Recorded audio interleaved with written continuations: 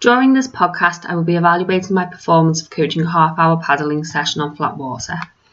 The discipline was open boats and the skill was trim and tandem canoes. I will be discussing how my coaching beliefs, confidence and anxiety affected my practice and highlight which aspects of the session worked, which ones did not and why that was. From that, I will be able to identify from a range of coaching principles and techniques which ones would benefit me the most in improving future planning and practices.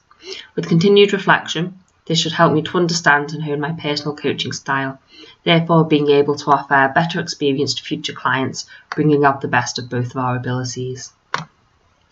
On the coaching spectrum, I have historically lent towards a directive push style, where I've solved a person's problem for them. This is useful when safety is an issue, such as paddling towards an obstacle and instructing which side to paddle and what stroke to put in to avoid danger in a timely manner.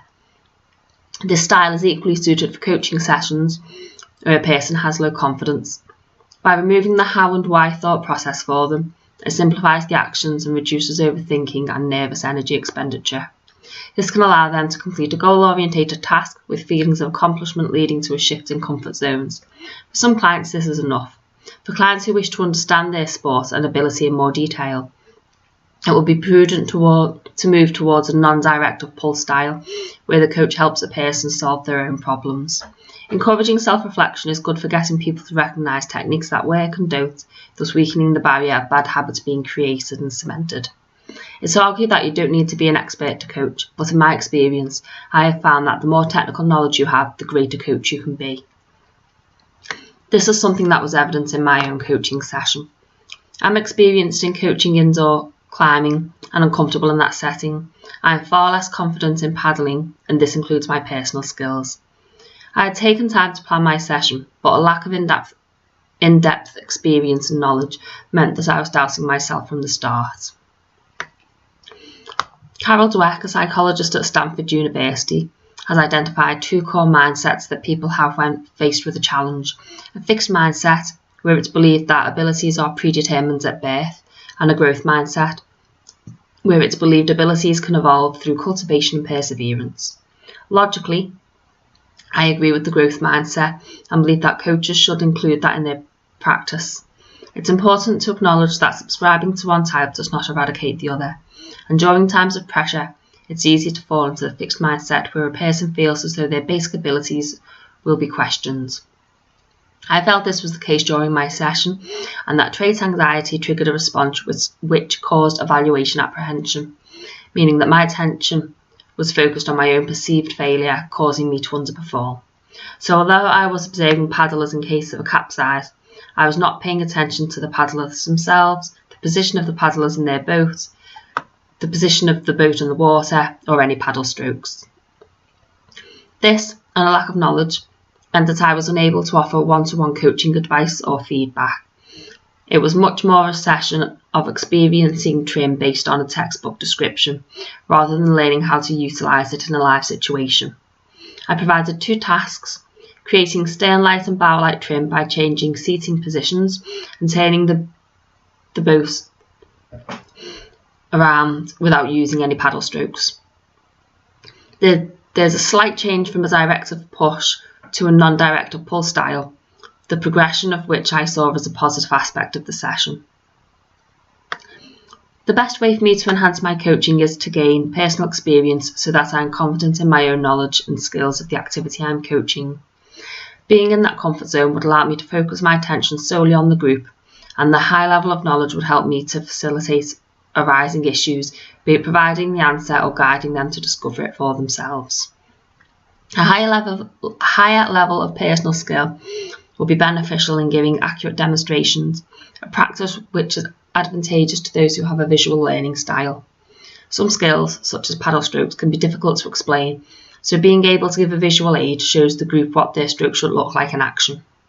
The group observed me, then I observed them, and after a few attempts I can provide quality feedback on how to better their technique. That would be something that enforces my credibility, which may aid in establishing trust between the coachee and coach. Had the group not known me, credibility would have certainly been an issue for this session. I almost cut the session short because I was uncertain that one of the tasks would work when the wind dropped. I went ahead worked how I had planned. A more professional approach would have taken a change in weather into account and prepared alternative tasks suited to a range of conditions. Due to nerves, I spent the whole session stood stationary. All of the boats remained in my line of sight, but hearing could have become an issue and would most likely become a more prominent factor in high winds had they arisen where noise is carried and distorted.